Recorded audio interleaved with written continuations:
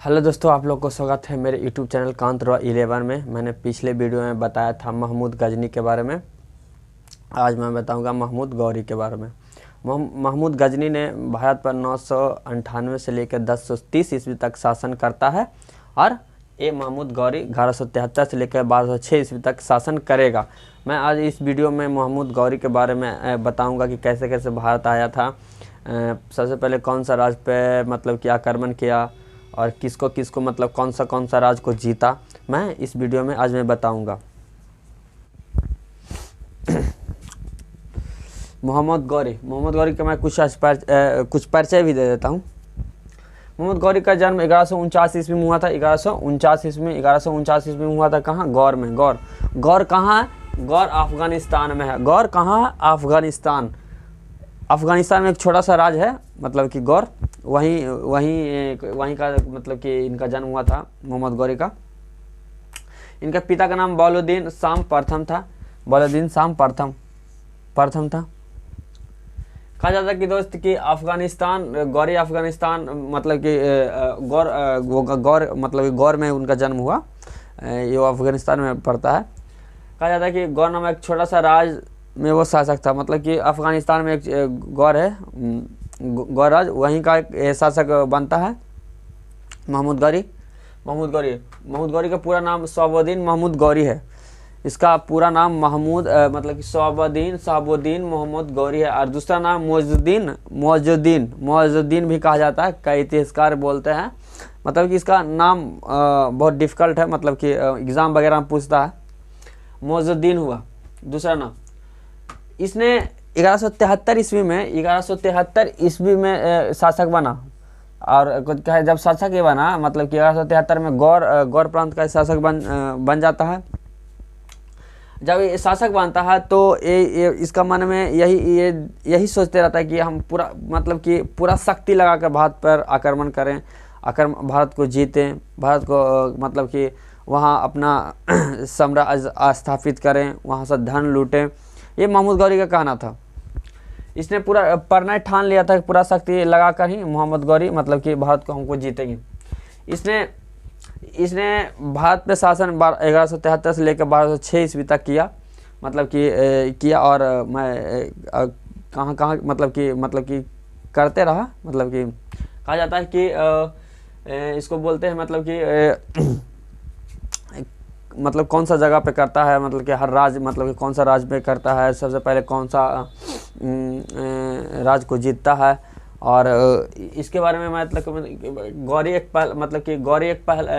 गौरी का पहला उपदेश यही था कि पंजाब एवं सिंध को जीतना। यही पहला उपदेश था कि क्या? पंजाब एवं सिंध को जीतना। भारत पर आक्रमण मतलब कि पहला आक्रमण 1175 ईस्वी में मुल्तान पर करता है। 1175 ईस्वी में मुल्तान पर करता है और मुल्तान के शासक को पराजित करके वो अपने अधीन मुल्तान को ले लेता है। और दूसरा आक्रमण 1178 ईस्वी में गुजरात में करता है। कहाँ? गुजरात में करता है। उस समय गुजरात का शासक भीम द्वितीय होता है। तब इसका भिड़ंत भीम द्वितीय से होती है दूसरा आक्रमण में, मतलब कि 1178 के आक्रमण में इसको 1178 में गुजरात पे आक्रमण करता है। जो उस समय गुजरात के शासक भीम द्वितीय है, उसका भिड़ंत भीम द्वितीय से होता है। तब यहाँ क्या होता है कि भीम द्वितीय और उनकी माता द्वितीय जी के माता नायका देवी दोनों मिलकर महमूद गौरी को पराजित कर देता है। जब महमूद गौरी पराजित हो जाता है तब ये सोच लेता है कि अब बिना पंजाब को आधार बनाए बिना हम पूरा भारत पे साम्राज्य स्थापित नहीं कर सकते। तब ये पूरा मतलब कि लौट कर गौर प्रांत और पूरा अपना मतलब कि तैयारी में लगने लगा, मतलब कि तैयारी करने लगा कि भारत को कैसे जीतना है, कैसे करना है। पहले गुजरात को जीतना, उसके बाद मतलब अपना प्लानिंग करने लगा, मतलब कि उसके बाद फिर दोबारा लौटता है। फिर गौरी जब लौटता है तो गौरी खैबर दर्रा से होकर आता है। उसके बाद धीरे धीरे 1179 ईस्वी में पेशावर को जीतता है। फिर 1181 में लाहौर को जीतता है। फिर 1185 ईस्वी में सियालकोट को जीतता है। फिर धीरे धीरे पूरा पंजाब को जीत लेता है, धीरे धीरे पूरा पंजाब को जीत लेता है। उसके बाद पंजाब मतलब जब पूरा पंजाब को जीत लेता है, तब जब ये पूरा पंजाब को जीत लेता है तब उस समय दिल्ली का शासक पृथ्वीराज चौहान होता है। मतलब कि उस समय जब ये पूरा दिल्ली को जब पूरा पंजाब को जीत लेता है तब उस समय दिल्ली का राजा कौन, पृथ्वीराज चौहान होता है। तब पृथ्वीराज चौहान को तराइन में बुलाता है, मतलब कि तराइन में बुलाता है कि आक्रमण करने के लिए लड़ाई करने के लिए। तब 1191 ईस्वी में तराइन का पहला युद्ध होता है। 1191 ईस्वी में पहला युद्ध होता है, उसमें मोहम्मद गौरी पराजित हो जाती है और कौन, पृथ्वीराज चौहान जीत जाता है। तो पृथ्वीराज चौहान मतलब कि जब जीतता है तराइन का 1191 ईस्वी में, तब उसको युद्ध में ही संतुष्टि, मतलब कि वो सोच ले कि युद्ध जीत ही लिए तब क्या करें इसको, मतलब कि क्या करें मोहम्मद गौरी को। तो मोहम्मद गौरी वापस गुजरात में जाकर, जो गुजरात को मेन रूप से अड्डा बना लिया था यहाँ भारत को जीतने के लिए, तो मेन रूप से गुजरात में जाकर अब पूरा तैयारी करने लगा लड़ाई का फिर से कहाँ, दिल्ली में आक्रमण करने के लिए पृथ्वीराज चौहान पर। और ये पृथ्वीराज चौहान ये सोचता है कि जब हार ही गया तो रिटर्न चला जाएगा, वो अपने जहाँ से आया वहाँ जा चला जाएगा, इसको कोई ना, मतलब कि खुशी मिली इसको युद्ध में, मतलब कि युद्ध जीतने के ही में उसमें युद्ध जीतने में ही उसको खुशी मिली। और इसको खदेड़ नहीं पाया पंजाब से आगे, जब खदेड़ देता तो दोबारा नहीं आता।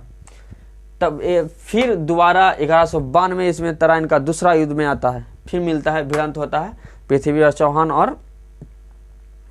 चौहान और क्या महमूद गौरी के बीच। जब 1192 इसमें में महमूद गौरी और पृथ्वीराज चौहान के बीच जब फिर से आक्रमण होती है, तब इसमें पृथ्वीराज चौहान मारा जाता है, पराजित हो जाती है और महमूद गौरी जीत जाता है। तब उस पर मतलब कि धीरे धीरे मतलब कि वो चौहान वंश को भी ख़त्म कर देता है। उसके बाद 1194 चंदावर के युद्ध में जयचंद को भी पराजित कर देता है, 1194 में पूरा धीरे धीरे पूरा राज मतलब कि दिल्ली पे भी मतलब कि अधिकार बना लिया। चंदावर के 194 ईस्वी में ये जयचंद को भी पराजित करता है। उसके बाद पूरा धीरे धीरे पूरा मतलब कि दिल्ली पर भी कब्जा कर लिया। फिर को उसके बाद जीता हुआ मतलब कि सब जीता था राज, उसके बाद धीरे धीरे पूरा जीता हुआ राज कुतुबुद्दीन ऐबक को संभालने दे दिया, मतलब उसका गुलाम को संभालने दे दिया, अपने गुलाम को संभालने दे दिया। फिर उसके बाद ये वापस गौड़ प्रांत लौट जाता है। उसके बाद ऐबक ने मतलब कि कुतुबुद्दीन ऐबक 1192 से लेकर 1206 ईस्वी तक दिल्ली का गवर्नर रहता है। उसके बाद ये भी आक्रमण करता है, कुतुबुद्दीन ऐबक भी गवर्नर। 1197 ईस्वी में गुजरात के अनिलवाड़ पे आक्रमण करता है, वहाँ का शासक गुजरात का भीमद्वितीय होता है। उसी अभियान में गुजरात के अभियान में ही इल्तुतमिश को खरीदा था, कौन, कुतुबुद्दीन ऐबक। फिर 1202 ईस्वी में चंदेल शासक परवर्ती देव को पराजित कर देता है। फिर 1202 ईस्वी में कौन, कुतुबुद्दीन ऐबक, उस पर भी कब्जा कर लेता है। उसके बाद 1205 ईस्वी में अफवाह यह फैल जाती है कि गौरी का मृत्यु हो गई है। 1206 ईस्वी में अफवाह खोखरो वंश के लोग ने फैलाया था, मतलब कि कहा जाता है कि इसके बारे में ये कहा जाता है कि खोखरो वंश ने ये फैलाया था कि मोहम्मद गौरी का मृत्यु हो गई है। तब इसने 1205 ईस्वी में खोखरो को सबक सिखाने के लिए लास्ट अभियान करता है, भारत पे लास्ट अभियान आता है, मतलब कि लास्ट पे 1205 ईस्वी में लास्ट अभियान आता है, मतलब कि लास्ट बार आता है सबक सिखाने के लिए खोखरो को। तब 1206 ईस्वी में 1205 ईस्वी में आता है, कोई कहीं 1205 मिलेगा, कहीं 1206 ईस्वी, मतलब 1205 या 1206 ईस्वी दोनों ठीक ही है। फिर उसके बाद 1205 में आता है ये अभियान, लास्ट अभियान इसका आता है खोखरो वंश के यहाँ। फिर उसके बाद जब इसको सबक सिखा देता है, तब ये जब वापस जाता है, मतलब कि जब आया था उसी रास्ते से, तब कुछ खोखरों ने मतलब कि सोचा कि जब आया है तो ज़रूर वापस लौट के जाएगा यहाँ से। तो कुछ खोखरों ने उसकी सीमा मतलब कि कुछ रास्ते पे लगे हुए थे कि आएगा तो उसको हम जान मार देंगे। तब 15 मार्च 1206 ईस्वी में दैमक नामक स्थान पर 15 मार्च 1206 ईस्वी में दैमक नामक स्थान पर रामलाल खोखरो के हाथों ये मारा जाता है। रामलाल खोखरो 15 मार्च 1206 ईस्वी में दैमक नामक स्थान पर रामलाल खोखरो के हाथों ये मारा जाता है। तब इसका मृत्यु हो जाती है। मोहम्मद गौरी का मृत्यु 15 मार्च 1206 ईस्वी में। बहुत इंपॉर्टेंट क्वेश्चन है, ये भी पूछा जाता है। दैमक नामक स्थान पर होता है और रामलाल खोखरो के द्वारा इसको मृत्यु हो जाती है, मतलब कि इसको द्वारा मार दिया जाता है। कहा जाता है कि इसका कोई पुत्र नहीं था, इसका केवल 3 पुत्रियां थी। तो और 3 पुत्रियों के लिए ये तीन गुलाम पाले थे, तीन गुलाम लाए थे, मतलब कि पाले थे, खरीदे थे 3 गुलाम। उसी 3 गुलामों से इसने ब्याह कर दिया, मतलब निकाह करवा दिया। वहाँ मुस्लिम में तो निकाह बोला जाता है, मतलब निकाह करवा दिया।